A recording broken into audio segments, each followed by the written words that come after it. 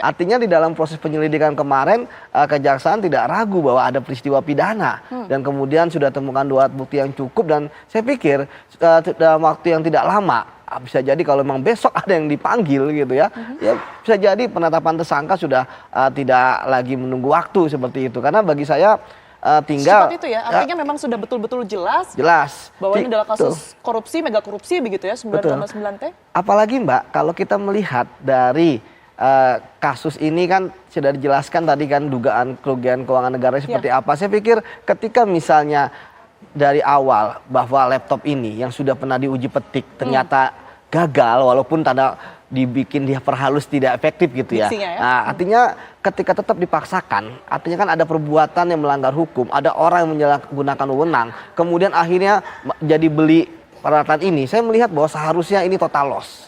Walaupun barang-barang itu ada, ya tapi karena harusnya kan tidak membeli yang itu.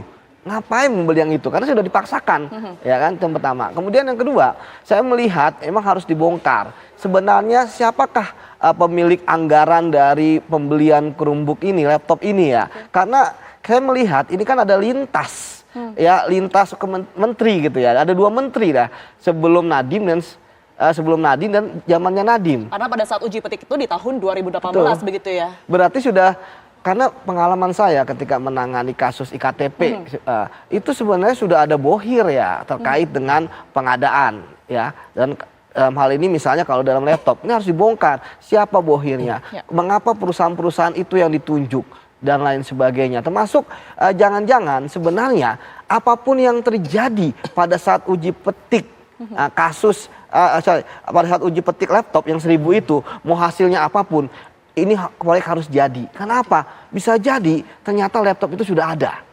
Kalau misalnya tidak jadi, siapa mau beli laptop itu? Apalagi anggarannya tuh 9,9 triliun ya, yang kita lihat diambil dari DAK ya, dan kemudian dana satuan pendidikan.